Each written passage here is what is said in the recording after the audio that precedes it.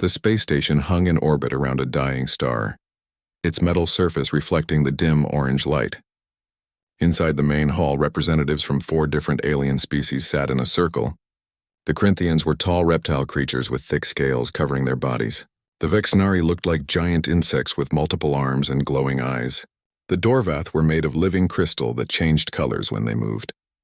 And then there were the humans, the newest members to join this group. Ambassador Gregory Hall stood in the center of the room. He was 50 years old with gray hair and tired eyes. For the past 10 years, he had worked hard to make the other species respect humanity, but most of them still saw humans as weak and primitive. The other species had been traveling through space for thousands of years. Humans had only been among the stars for 40 years. The Corinthian leader rose from his seat. His name was Thexron, and he stood nearly 10 feet tall. His voice was deep and powerful, echoing off the walls. He looked down at Gregory with cold eyes. "We have tolerated your presence long enough," Thexron said. "But tolerance is not respect. You claim to be our equals, yet you have proven nothing. Your bodies are weak.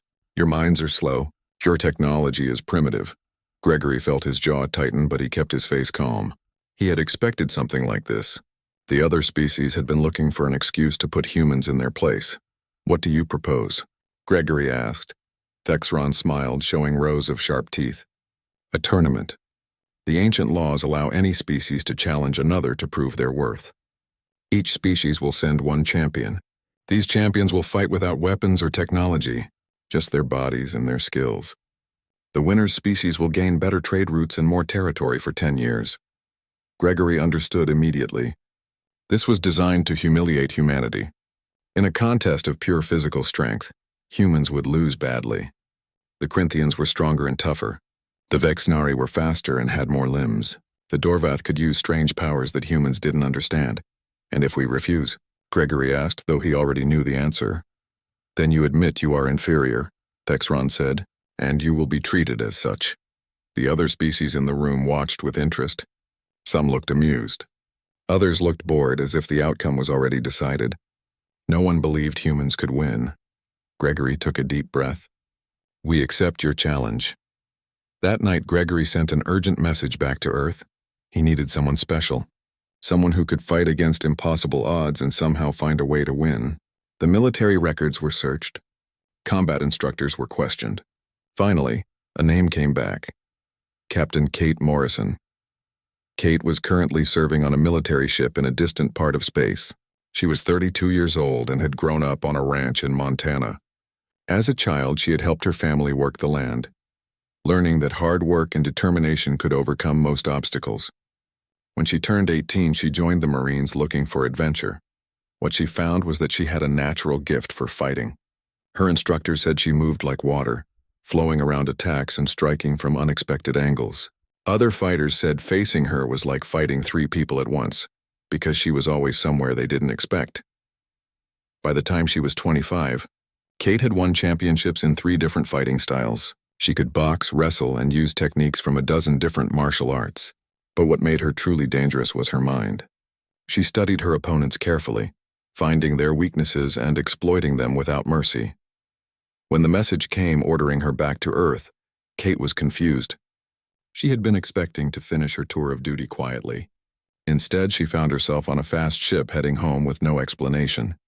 3 days later, she stood in a briefing room in front of 5 generals and Ambassador Gregory Hall. They explained the situation. The tournament.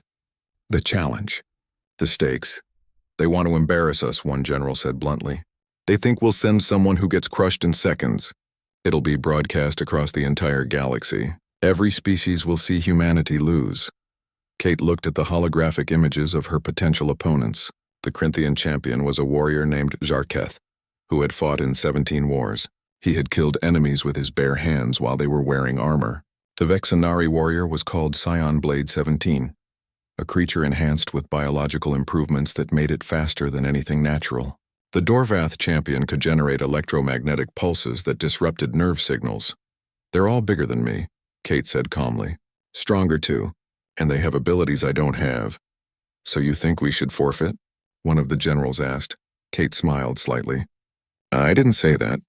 I just said they have advantages. But advantages can be weaknesses if you know how to exploit them. Big and strong means slow and predictable. Fast means less careful. Special powers mean overconfidence. Gregory Hall studied her carefully. You think you can win? Kate met his eyes. I think I can make them regret underestimating us. Isn't that what matters? 2 weeks later, Kate arrived at the space station. She stepped off the transport ship into a docking bay filled with aliens. Everywhere she looked, she saw creatures that were taller, stronger, or stranger than anything on Earth. Groups of aliens stopped talking to stare at her. She heard laughter and saw dismissive gestures. A young lieutenant named Danny Pierce met her at the docking bay. He was 24 years old and looked nervous. Welcome to Vertex Prime, Captain, he said. I'm supposed to show you to your quarters in the training facility. As they walked through the station, Kate noticed how the corridors changed. Each section was designed by a different species, reflecting their culture and aesthetics. The Corinthian sections had rough stone walls decorated with weapons. The Vexenari sections were smooth and organic-looking. The Dorvath section seemed to glow from within. They've been taking bets, Danny said quietly. On how fast you'll lose. Most are betting under 30 seconds. Kate didn't respond. She was too busy observing everything. The gravity felt slightly heavier than Earth normal, which would make her tire faster. The air had a strange metallic taste that would take getting used to. These were small disadvantages, but in a fight, small things could matter. The human quarters were basic compared to what the other champions received. Kate didn't care. She had trained in worse places. What mattered was the practice area and time to prepare. That evening, Ambassador Hall visited her. He looked older than his photographs, worn down by the constant political battles. I won't lie to you, Hall said. Most people think this is impossible. The Corinthian has fought for decades. The Vexenari is designed to be a perfect warrior. The Dorvath has powers we barely understand. Kate continued wrapping her hands in the protective tape fighters used.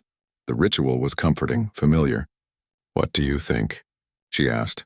Hall was quiet for a moment. I think you're the best chance we have. Maybe our only chance.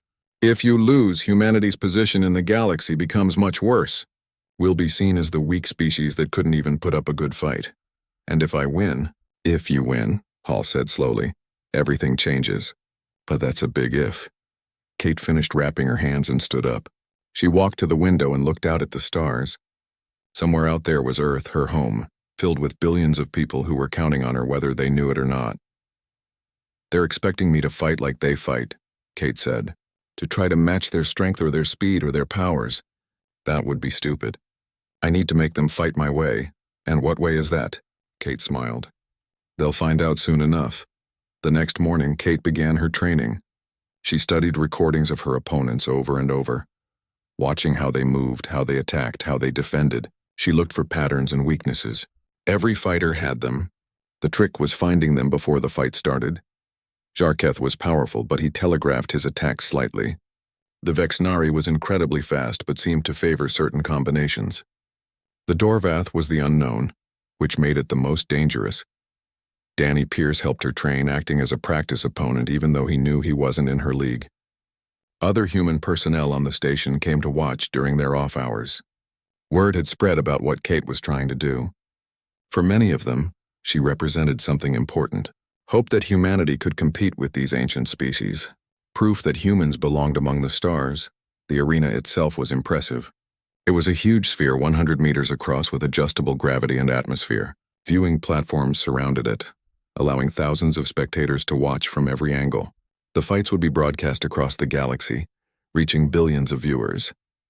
3 days before the first fight, Kate received a message. It was from Scion Blade 17, the Vexenari warrior. The translation was rough, but the meaning was clear. The Vexenari was looking forward to crushing the human quickly so it could move on to real opponents. Kate deleted the message without responding. Words meant nothing. Only the fight mattered. On the final night before the tournament began, Kate lay in her quarters unable to sleep. She thought about her family back in Montana. Her parents who had taught her that hard work could overcome any obstacle. Her brothers who had wrestled with her in the barn, never going easy just because she was smaller. All the experiences that had shaped her into who she was. The arena filled slowly as delegates from across the galaxy took their seats. Kate stood in the preparation room, going through her final warm-up routine. Her muscles were loose and ready. Her mind was calm and focused. She had done everything possible to prepare. Now it was time to execute. Danny Pierce stood near the door, watching her with nervous energy. "The betting odds just updated," he said. 95% think you'll lose in under a minute." Kate continued her stretches. "Good, let them think that." A tone sounded through the room. 5 minutes until she had to enter the arena. Kate rolled her shoulders and shook out her arms. She wore simple black pants and a gray shirt that allowed complete freedom of movement. No armor, no protective gear, just her body and her skills. "Whatever happens," Danny said, "you've already made us proud, just by being here, just by accepting this challenge." Kate looked at him and nodded. Then she walked toward the entrance tunnel. The door opened and the sound of thousands of voices filled her ears. She stepped into the arena and the noise grew louder. Some cheers, but mostly just curiosity. Everyone wanted to see how quickly the human would fall. The arena floor was smooth and slightly springy, designed to reduce impact injuries while still allowing solid footing. Overhead holographic displays showed Kate from multiple angles. Her image was being broadcast to billions of viewers across hundreds of worlds. Across the arena, another door opened. Shinblade 17 entered. The Vexenari warrior was 7 feet tall with a chitinous exoskeleton that gleamed under the lights. It had 4 arms, each one ending in blade-like appendages. Its head was angular and insectoid with compound eyes that seemed to track everything at once.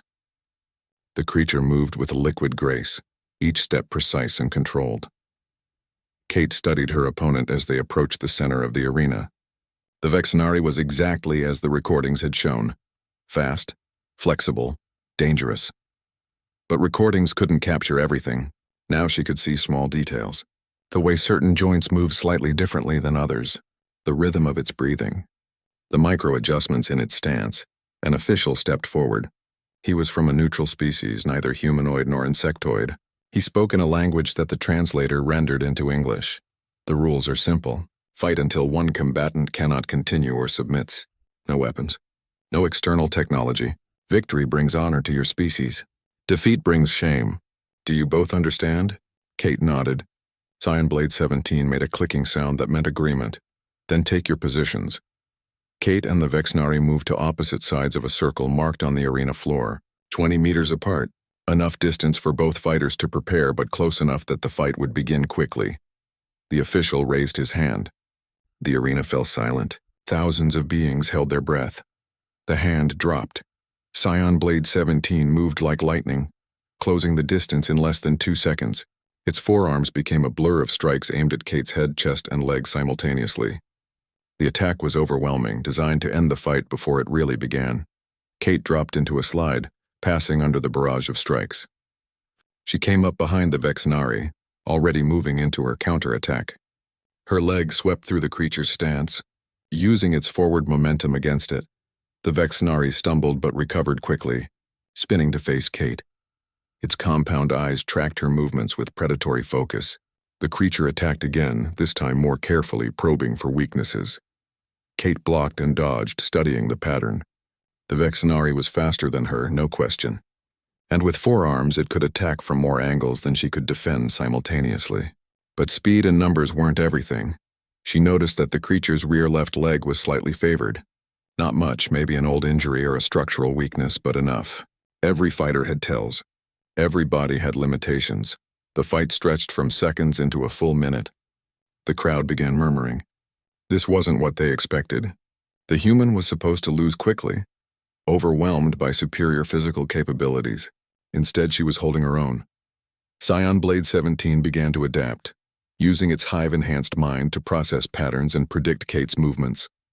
It started cutting off her escape routes, forcing her into disadvantageous positions. Kate felt the pressure increasing. The Vexenari was learning, but Kate was learning too.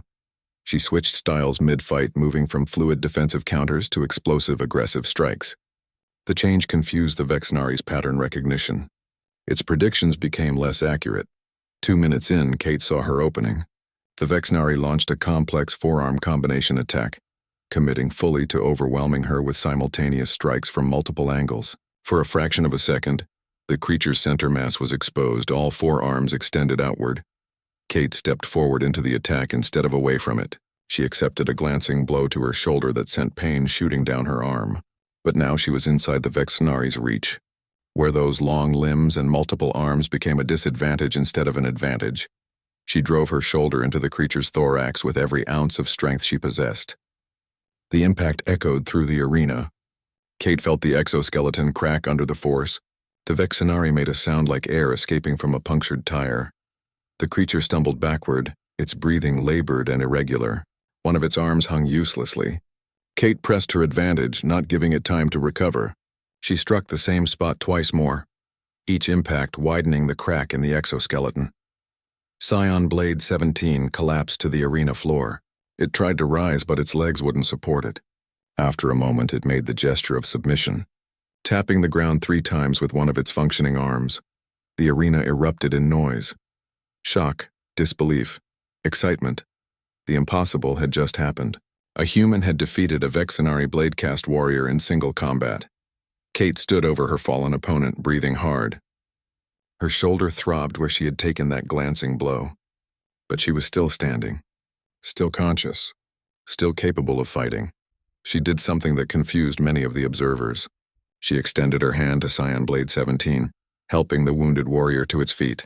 In human culture, this was a sign of respect for a worthy opponent. Many alien species didn't have an equivalent gesture. Medical teams rushed into the arena to attend to the Vexenari. Kate walked back toward her entrance tunnel, ignoring the cameras and the noise. Her first fight was over. 2 more to go. In the human delegation box, Ambassador Hall was openly crying. Danny Pierce was shouting himself hoarse with celebration. Other human personnel were hugging each other, overcome with emotion. Around the arena, delegates from other species were having urgent conversations, recalculating their assumptions about humanity. Kate returned to her preparation room and sat down heavily. The adrenaline was fading, leaving behind the aches and pains of combat. A medical team checked her over. Bruised shoulder, minor cuts, nothing serious. She would be ready for the next fight. But she knew the next opponent would be harder. Resonance, who shatters the Dorvath champion, would have watched this fight carefully. It would not make the same mistakes as the Vexenari, and its electromagnetic abilities were something Kate had never faced before. Danny brought her water and a meal designed to help with recovery. "You did it," he said, still grinning. "Everyone thought it was impossible, but you did it." Kate drank the water slowly. "That was the easy one," she said quietly. "The Dorvath and the Corinthian will be much harder." "You really think so?" "I know so." Scion Blade 17 relied on speed and numbers. Those advantages didn't work against the right strategy. But the Dorvath's electromagnetic field is different. I can't dodge something that fills the whole space around me. And Jarketh has decades of combat experience. He won't leave openings the way the Vexenari did. Danny's smile faded slightly. "So what's your plan?" Kate was quiet for a long moment. "I need to think about it. Let me review the recordings of the Dorvath again." That night, Kate studied video of Resonance who shatters in combat. The crystalline being moved differently than organic fighters. Its attacks were powerful but straightforward. What made it dangerous was the electromagnetic field it could generate. Opponents found their movements disrupted, their muscles refusing to respond properly to nerve signals. Kate researched everything humanity knew about electromagnetic fields and their effects on the human body. She talked to scientists who specialized in neurology and physics. She was looking for a weakness, a gap in the strategy that she could exploit. The answer came from an unexpected source. One of the scientists mentioned that concentrated electromagnetic fields required significant energy to maintain, and they weakened with distance, dropping off rapidly beyond a certain range. Kate sat back in her chair thinking. The Dorvath would expect her to try to stay away from the field, to fight from range. That was the logical strategy, which meant it was the wrong strategy. She would need to do something that seemed suicidal. She would need to move closer to the Dorvath, not further away, into the heart of the electromagnetic field where it was strongest. The idea made her nervous. If she was wrong, if her theory about the field's properties was incorrect, the fight would end quickly and badly. But if she was right, she might be able to turn the Dorvath's greatest advantage into a weakness. Ambassador Hall visited her again that evening. He looked less tired than... The morning of the second fight arrived with cold certainty. Kate woke early and went through her preparation routine. Her body still ached from the first battle. Bruises covered her shoulder and ribs. But the medical team had cleared her to fight. Everything was as ready as it could be. She ate a light breakfast, nothing that would slow her down or make her sluggish. Danny Pierce arrived to escort her to the arena. He looked nervous but tried to hide it. "How are you feeling?" he asked. "Ready?" Kate said simply. The arena was even more crowded than before. News of her first victory had spread across the galaxy. Species that hadn't cared about the tournament before were now watching with interest. The human had done the impossible once. Could she do it again? Kate entered the arena to louder applause than before. The crowd was warming to her, enjoying the underdog story. But she blocked out the noise and focused on the task ahead. The opposite door opened and Resonance Who Shatters emerged. The Dorvath was beautiful in an alien way. Its crystalline body refracted light into rainbow patterns that danced across the arena walls. It stood 8 feet tall, roughly humanoid in shape but completely different in composition. As it moved, electromagnetic fields rippled across its surface like waves on water. Kate could feel the pressure even from across the arena. A subtle pushing sensation against her skin. The Dorvath's field was already active, filling the space around it. They approached the center of the arena. Up close, Kate could see the complex structure of the Dorvath's body. Crystals within crystals, all moving in harmony. The creature's eyes, if they were eyes, glowed with a soft blue light. The official gave the same speech as before. Rules, honor, victory, and defeat. Kate barely listened. She was focused on the Dorvath, studying how it moved, how the electromagnetic field pulsed and shifted. The signal was given. Resonance Who Shatters raised its arms slowly. The electromagnetic field intensified dramatically. Kate felt it immediately. Her muscles became sluggish, unresponsive. The electrical signals from her brain to her body were being disrupted. She tried to move quickly to the side, but her legs responded slowly, clumsily. The Dorvath advanced with methodical precision, confident in its advantage. It had seen Kate's speed against the Vexnari. Now that speed was gone, stolen by electromagnetic interference. Kate stumbled, falling to one knee. The crowd murmured. This was what they had expected in the first fight. The human overwhelmed by superior abilities. The Dorvath came closer, preparing to end the fight with a powerful strike from its crystalline fists. Each one could shatter concrete. Against human bone, they would be devastating. Kate's mind raced even as her body struggled to respond. She had studied this. She knew the theory. Electromagnetic fields required energy to maintain. The Dorvath was projecting its field outward in all directions, covering a wide area. That meant it was working hard, expending resources continuously, and concentrated fields had optimal ranges. Too far away and they were weak. Too close and they became difficult to focus. She stopped trying to move quickly. Instead, she went completely still. She let her body adapt to the disrupted nerve signals, finding a new rhythm. Her breathing slowed. Her muscles relaxed. Resonance Who Shatters interpreted the stillness as defeat.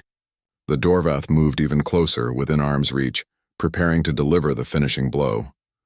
Kate waited until the last possible moment. Then she exploded into motion, not away from the Dorvath, but directly toward it. Her hands found purchase on the creature's crystalline surface, and she used every technique she knew about leverage to twist and pull. The Dorvath was caught completely by surprise. No opponent had ever moved toward its electromagnetic field. They all tried to escape it. The creature lost its balance and both fighters crashed to the arena floor. Kate was on top, inside the Dorvath's personal space where the electromagnetic field was most chaotic. Her hands were shaking from the interference, but she could still move. She struck at specific points on the Dorvath's body that her brief contact had revealed. Crystalline structures had fracture lines, weak points where the atomic lattice was less stable. Kate hit those points repeatedly with controlled precision. She wasn't trying to destroy the Dorvath. She was trying to disrupt its concentration. The electromagnetic field flickered as Resonance Who Shatters struggled to maintain focus under the unexpected assault. Hairline cracks appeared in its torso. The creature tried to push Kate away, but she held on, continuing to strike the weak points. Finally, Kate locked her forearm across the Dorvath's throat equivalent. The creature could breathe through its crystalline structure, but the pressure point still worked. Resonance Who Shatters tapped the ground 3 times. The field died instantly. Kate rolled off the Dorvath and lay on the arena floor for a moment, breathing hard. Her entire body felt like she had been electrocuted. Muscles twitched randomly. Her vision was blurred, but she had won. The crowd's reaction was louder than before. 2 victories. 2 impossible victories. The human champion was becoming a phenomenon. Medical teams rushed in to check both fighters. The Dorvath's cracks were superficial, but would take time to heal. Kate's nervous system was stressed but recovering. Both would survive without permanent damage. As Kate walked back to her preparation room, she heard the roar of the crowd following her. 2 down, 1 to go. But the third fight would be against Commander Jarketh, the Corinthian veteran who had fought in 17 wars. In her room, Kate collapsed onto a bench. Her body was at its limit. 2 hard fights in 3 days had taken a toll. The medical team worked on her, using massage and electrical stimulation to help her muscles recover faster. Danny brought her water and food. "You did it again," he said, shaking his head in amazement. "Nobody can believe it." "I almost didn't," Kate said honestly. "The electromagnetic field was worse than I expected. If I had hesitated even 1 more second, the Dorvath would have finished me." "But you didn't hesitate." "No, I didn't." Ambassador Hall arrived an hour later. He looked energized, younger somehow. "The entire galaxy is talking about you," he said. "Some species are calling you the greatest fighter of this generation. Others are saying the humans must have cheated somehow because this shouldn't be possible." Kate smiled tiredly. "Let them think what they want.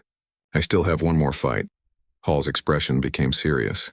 "Jarketh is different from your first 2 opponents. He's been watching your fights carefully. He won't underestimate you. And he has decades of experience against countless different fighting styles." "I know," Kate said. "I've been studying him too. He's good, better than good. He doesn't leave openings the way the Vexnari did. He won't rely on a single advantage the way the Dorvath did. He'll fight smart and patient. So how will you beat him?" Kate was quiet for a long moment. "I don't know yet, but I have a week to figure it out." The next few days were dedicated to recovery and preparation.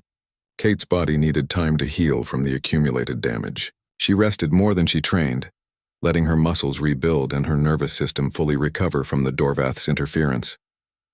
But her mind never stopped working. She watched recordings of Jarketh's previous fights obsessively. The Corinthian was a textbook example of efficient combat. No wasted movement. No unnecessary risks. He used his superior size and strength intelligently, cutting off angles and forcing opponents into positions where those advantages mattered most. Kate identified small patterns in his fighting style. A slight preference for right-handed strikes. A tendency to circle clockwise. But these were minor things that a fighter as experienced as Jarketh could adjust on the fly. What worried her most was the power difference. The Vexnari had been fast but relatively fragile. The Dorvath had been powerful but relied on its electromagnetic field. Jarketh was both powerful and durable, with thick scales that could turn aside strikes that would hurt most creatures. She couldn't win through technique alone. She would need something else. Some factor that could turn the Corinthians' advantages into disadvantages. On the 4th day of recovery, Kate received an unexpected visitor. Scion Blade 17, the Vexnari warrior she had defeated, entered her training area. The creature's exoskeleton had been repaired, but it still moved carefully, favoring the side Kate had damaged. Through a translator, the Vexnari spoke. "I have come to understand your fighting method. You do not try to match our advantages. You find ways to make them irrelevant." Kate nodded slowly. "Every advantage has a corresponding weakness. The trick is finding it." "Jarketh has no obvious weakness," Scion Blade 17 said. "He is strong, skilled, experienced, and durable. But I tell you this, he is proud. That pride makes him predictable in one way. He will not end the fight quickly. He will want to prove his superiority completely." "You're saying he'll drag the fight out?" "Yes, he will demonstrate his dominance. That gives you time. Time to learn. Time to adapt. Time to find the weakness that must exist." After the Vexnari left, Kate thought about what she had learned. If Jarketh wanted to prove his superiority, he would accept exchanges and prolonged combat.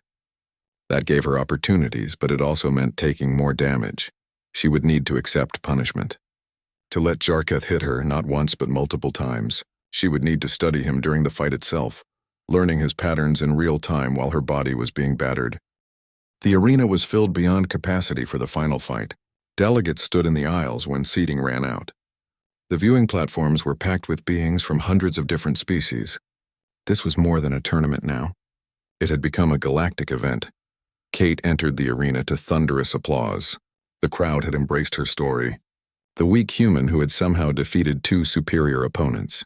Everyone wanted to see if she could complete the impossible and win all 3 fights. She walked to the center of the arena, her steps measured and calm. Her body was as ready as it could be. 2 hard fights had taken their toll, but she had recovered as much as possible. Now it was time to face the final challenge. The opposite door opened and Commander Jarketh emerged. The Corinthian warrior was massive. He stood 9 feet tall with scales that looked like living armor. Scars covered his body, each one a story from his 17 wars.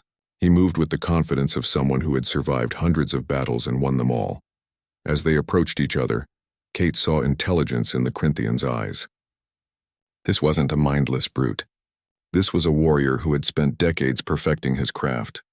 He had watched her previous fights carefully and would not repeat the mistakes of his fellow champions. The official began his speech about rules and honor. Kate barely heard it. She was focused entirely on Jarketh, studying every detail, the way he distributed his weight, the rhythm of his breathing, the micro-movements that revealed his readiness state. Jarketh spoke. His deep voice translated into English. "You have fought with honor and skill, human. I will not dishonor your victories by holding back." Kate met his eyes. "I wouldn't have it any other way." The signal was given. Jarketh moved fast for his size, closing the distance and launching a series of powerful strikes. Kate dodged and weaved, using her smaller size as an advantage. But she could feel the wind from near misses passing inches from her body. Any one of those strikes could break bones. The Corinthian was everything the recordings had shown and more. He cut off escape routes expertly, forcing Kate into positions where his size and reach mattered most. Every movement was efficient and purposeful. No wasted energy. No unnecessary risks. 30 seconds into the fight, Kate realized that this opponent was different. The Vexnari had relied on speed. The Dorvath had relied on its electromagnetic field. But Jarketh relied on nothing except pure fighting skill honed over decades. She couldn't dodge perfectly forever. Eventually she would make a mistake or he would trap her in a position with no escape. She needed to take damage, to let him hit her so she could study his patterns up close. It went against every instinct, but Kate had learned to trust her strategic mind over her survival instincts. She let a glancing blow from Jarketh's left hand strike her shoulder. Pain exploded through her body. She used the momentum, letting herself spin to the side rather than resisting the impact. It hurt, but it didn't break anything. More importantly, she learned something. The Corinthian favored combinations that started with his left hand. Not much, maybe 60% of the time instead of 50%, but that was useful information. Jarketh pressed forward, sensing an advantage. He launched a powerful right cross aimed at Kate's head. She dropped at the last second and the punch passed through empty air. But now she was inside his guard. The one place his size and reach became disadvantages. Her elbow drove into the softer scales at Jarketh's midsection. The strike was designed to shift his weight distribution. Simultaneously, her leg swept through his stance. For a moment, physics and leverage overcame strength and mass. Commander Jarketh fell. The crowd gasped. The veteran of 17 wars, the undefeated champion, had been taken to the ground by a human half his size. But Jarketh was far from finished. He rolled with the fall, coming up already swinging. His backhand caught Kate across the ribs and sent her flying through the air. She hit the curved arena wall hard, her vision blurring from the impact. Pain screamed through her body. At least 2 ribs were cracked, maybe broken. Her breathing came in short gasps. The Corinthian advanced slowly, his expression mixing respect with determination. This was the moment where superior physical resilience would decide the fight. Kate pulled herself up using the wall for support. Every breath hurt. Every movement sent fresh waves of pain through her torso. Her body wanted to shut down, to surrender to the damage. She thought about her family back on Earth. Her father who had worked brutal 16-hour days because the ranch needed it.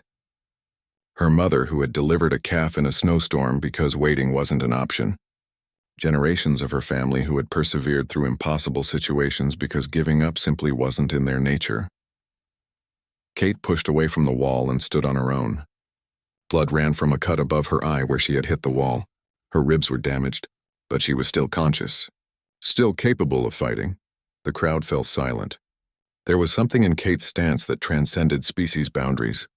Pure determination, the refusal to accept defeat even when defeat seemed inevitable. Jarketh saw it too. For a moment, something like admiration crossed his reptilian features. Then he attacked with everything he had, a combination of strikes designed to end the fight decisively and with honor. Kate didn't try to dodge everything. She couldn't. Instead, she moved forward into the attack, accepting 2 crushing blows to her torso that drove the air from her lungs. But her hands found their target, the nerve cluster at the base of Jarketh's neck that she had identified in her studies of Corinthian anatomy. Her fingers dug in with desperate strength, finding the pressure point and compressing with technique refined through thousands of hours of practice. Jarketh's body seized as his nervous system was temporarily overloaded. Kate used her last reserves of strength to shift her weight, using the Corinthian's forward momentum against him. Jarketh stumbled, his massive body falling forward. He tried to catch himself, but his muscles weren't responding properly. The Corinthian warrior fell face first onto the arena floor. He tried to rise, but his body wouldn't obey. Kate stood over him, swaying on her feet, blood running down her face. The official began, counting. 1, 2, 3. Jarketh could not rise. Before the count finished, the arena exploded with noise, cheers, roars, sounds from 100 different species all blending into a wall of sound that seemed to shake the very structure of the station. Kate stood there, barely conscious, trying to process what had just happened. She had won. Against all odds, against logic and reason, she had defeated all 3 champions. Then her legs gave out and she collapsed to the arena floor. Medical teams rushed in from both sides. Kate was conscious but unable to move. The accumulated damage from 3 brutal fights had finally caught up with her. The medical team carefully loaded her onto a stretcher, while simultaneously treating Jarketh, who was beginning to regain control of his muscles. As Kate was being carried out of the arena, she saw Jarketh struggle to his feet. The Corinthian warrior looked at her, then raised his hand in what might have been a salute. Around the arena, other fighters from different species were doing the same. The message was clear. She had earned their respect. In the medical bay, doctors worked on Kate for several hours. 2 broken ribs, multiple contusions, a concussion, severe muscle strain throughout her body. She would recover fully, but it would take weeks of rest and therapy.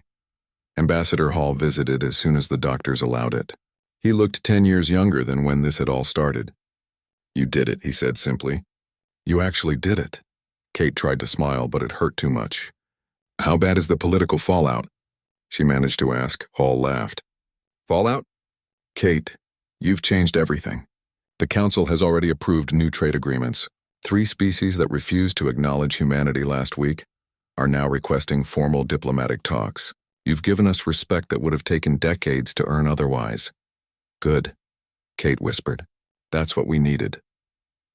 Over the next few days, as Kate began her recovery, the full impact of her victories became clear. The tournament fights had been watched by billions of beings across hundreds of worlds. Kate Morrison had become the most famous human in the galaxy. Messages poured in from Earth, from military commanders praising her technique, from politicians thanking her for opening diplomatic doors, from ordinary people who saw her as proof that humans belonged among the stars. But perhaps the most meaningful message came from an unexpected source. Commander Jarketh sent a formal communication through the Corinthian embassy. Through translation, it read simply, "You fought with the heart of a warrior. I am honored to have faced you." Similar messages came from Scion Blade 17 and Resonance Who Shatters. The 3 champions she had defeated all acknowledged her skill and courage. Danny Pierce visited every day, bringing updates and helping Kate with physical therapy. "You're a legend now," he told her.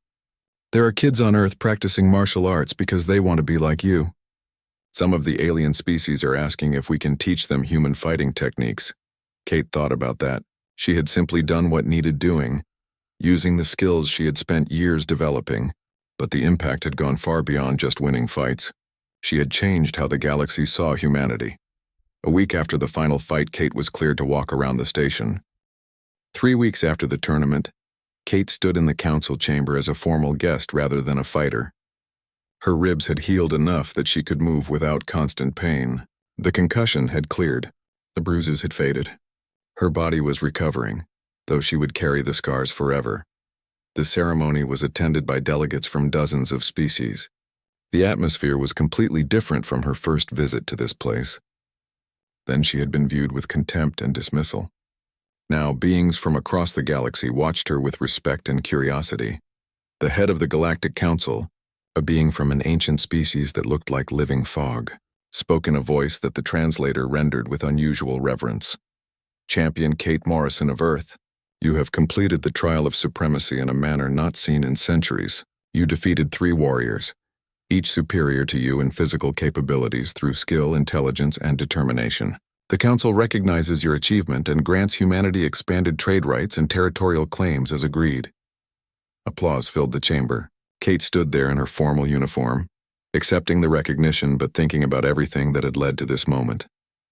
More than this, the Council head continued, you have taught the galaxy an important lesson, that physical advantages alone do not determine worth, that adaptation and determination can overcome seemingly impossible obstacles.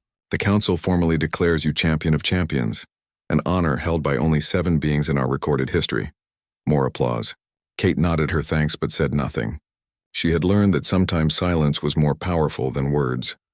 After the ceremony, Kate was approached by delegates from multiple species. Some wanted to discuss training programs where humans could teach their fighting techniques to alien warriors. Others wanted to establish cultural exchanges. A few even apologized for underestimating humanity. Commander Zarkith found her during the reception. The Corinthian warrior looked as imposing as ever, his scales gleaming under the chamber lights. I have thought much about our battle, Zarkith said through his translator. I fought with strength and experience. You fought with something I did not expect. You were willing to accept damage to find opportunity, to sacrifice safety for victory. This is not common among fighters who rely on physical superiority. You were a worthy opponent, Kate said sincerely. The hardest fight I've ever had. And you were the most interesting opponent I have faced in 40 years of combat. I have requested permission to visit Earth and study your fighting methods. The Corinthian military wishes to understand how you train warriors who can overcome such significant physical disadvantages. Kate smiled slightly. I'd be happy to share what I know. Similar conversations happened throughout the evening. The Vexnari wanted to understand her adaptation techniques. The Dorvath were fascinated by how she had overcome electromagnetic interference. Species she had never met wanted to learn about human determination and resilience.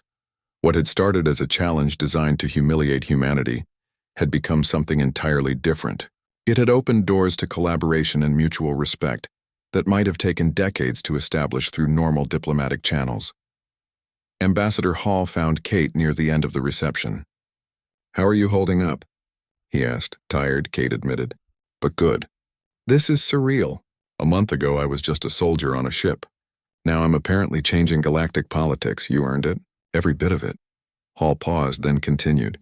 Earth Command wants to know your plans. There are several positions being discussed.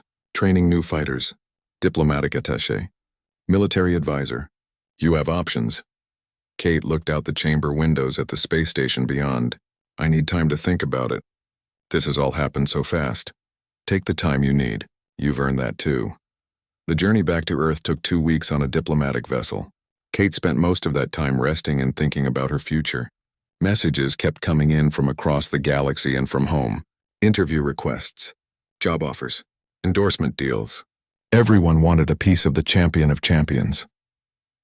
When the ship finally entered Earth's solar system, Kate felt a wave of emotion. She had left as an unknown soldier. She was returning as a hero. The weight of that change pressed down on her.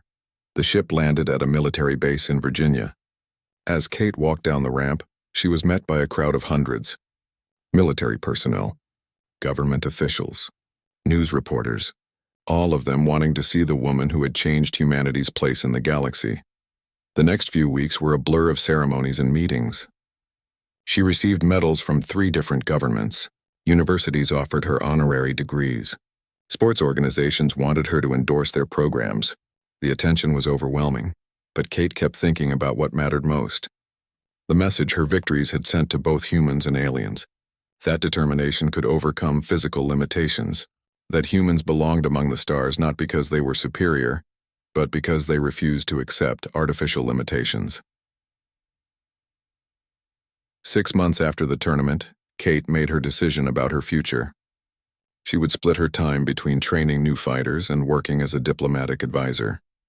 She would teach humans the techniques that had allowed her to win, but she would also work with alien species, sharing knowledge and building bridges. Her first project was establishing a mixed species training program. Human fighters would train alongside Corinthian warriors, Vexnari scouts, and Dorvath soldiers. Each species would learn from the others, combining techniques and approaches in ways that had never been tried before. Commander Jarketh became one of her first training partners in this program. The massive Corinthian warrior and the human champion developed mutual respect that grew into genuine friendship. They pushed each other, learning and adapting together. "You humans are weak in body but strong in mind," Jarketh told her during one training session. "My people are learning to value that strength. We spent centuries believing physical power was all that mattered. You proved that wrong in 3 fights." Kate blocked a strike and countered with a technique that combined human jujitsu with Corinthian leverage. "And we're learning from you.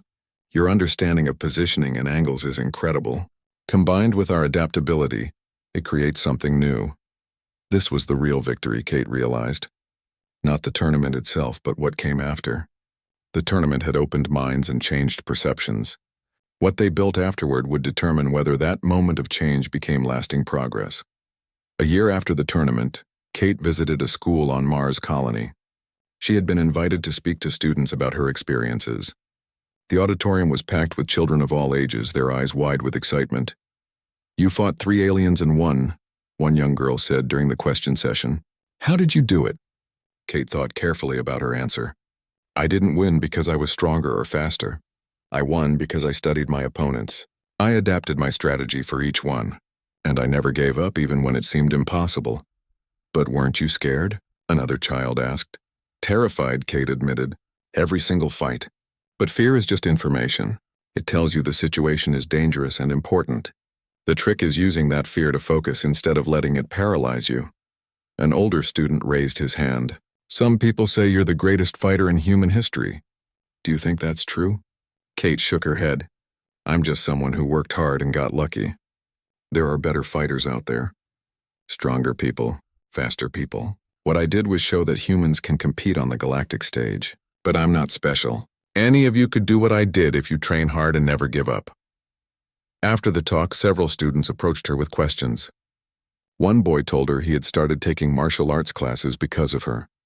A girl said she wanted to join the military and represent humanity like Kate had done. These conversations reminded Kate why her victory mattered. It wasn't about her personally. It was about showing humanity and the rest of the galaxy what was possible when you refused to accept limitations. 5 years after the tournament, Kate Morrison stood in a new training facility on Earth. Around her, human and alien fighters worked together, combining techniques and pushing each other to improve. The program she had started had grown beyond anything she imagined. Commander Jarketh was there, now serving as co-director of the training program. Cyan Blade 17 had joined as an instructor, teaching advanced combat theory. Even Resonance Who Shatters occasionally visited to share insights about energy management and concentration. The 3 warriors she had defeated had become her colleagues and friends. Together they were building something that transcended species boundaries. A new approach to combat training that valued adaptation and intelligence as much as physical capability. Danny Pierce, now a colonel, found her watching a training session. "Remember when you first arrived at Vertex Prime?" he asked. "Everyone thought you'd lose in seconds," Kate smiled. "I remember. Seems like a lifetime ago." It was, for all of us. Danny gestured at the mixed species training session. "This is what you fought for. Not just victory, but the chance to build something better." Ambassador Hall visited that evening. He was older now, preparing to retire after decades of diplomatic service. "I wanted to thank you properly before I stepped down," he said. "What you did changed everything." The